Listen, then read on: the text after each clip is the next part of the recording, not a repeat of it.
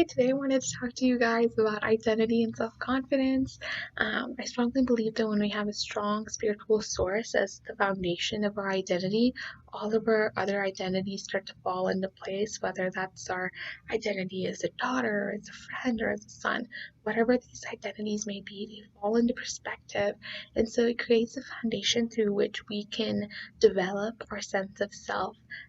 God loved us and forgave us and adopted us into his great family even before we existed, knowing we were going to fail and we were going to sin. So, why do we have a difficult time accepting ourselves with those same failures and sins?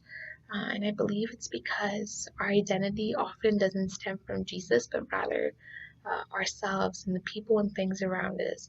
We don't see ourselves the way Jesus does, and so we have a hard time loving ourselves the way Jesus does. And so the thing that I've kind of realized is that, like, when we root our identity and confidence in people, we are rooting our identity and confidence in a fickle source, a source that constantly changes.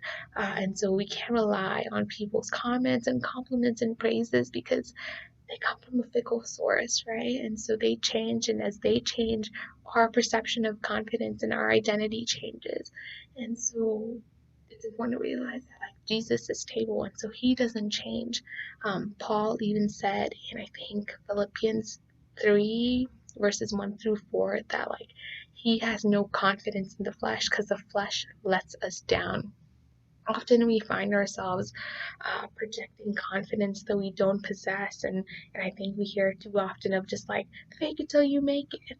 And so, and that kind of like illustrates just like the fickleness of what happens when you use people and earthly things as a source of our identity and confidence. So also I think like it's important to point out that, like, our definition of overcoming our weaknesses and what confidence is to just like basically push things under a rug. And so things that stem as a result from brokenness, God ends up changing to fullness, whereas we push them under a rug and we don't overcome them, right?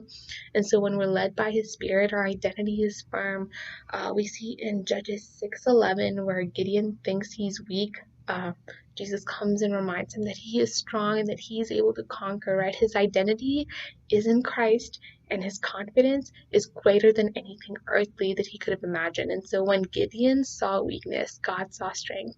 And when we have a strong foundation for our identity and a strong source for our confidence, it gets easier to believe and live in truths like, I am beautiful, I am wonderfully made, I am called for greatness. I am more than my sins. I am more than my failures. And so rather than simply knowing these truths, you start to believe them and you're living in these truths. And so, yeah, our confidence shouldn't stem from ourselves or our friends, but rather Jesus. And the idea of self confidence is kind of funny sometimes because the self part of it often has a tendency to let us down, and when we put our confidence in Jesus, it brings us up. I don't think once Jesus' confidence has let me down. And so the human definition of confidence is simply making our fears just like kind of uh, pushed down and covering them up and masking them rather than overcoming them. And so we end up putting up front rather than overcoming them. Jesus doesn't see us as we are, but who he made us out to be.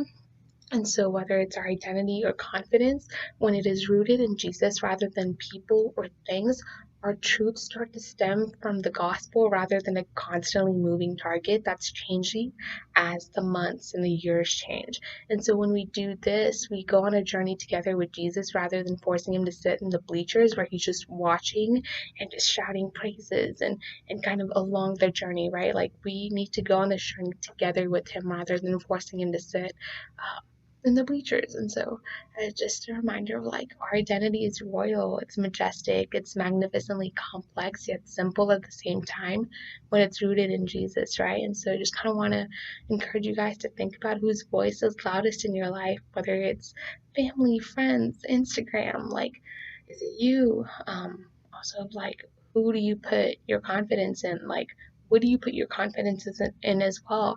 Of, like, does your confidence stem from Jesus, social media, friends, family? So yeah, that's it, guys. You guys are awesome. Remember, you are worthy in the kingdom of heaven, and I love you guys so much. You guys are awesome.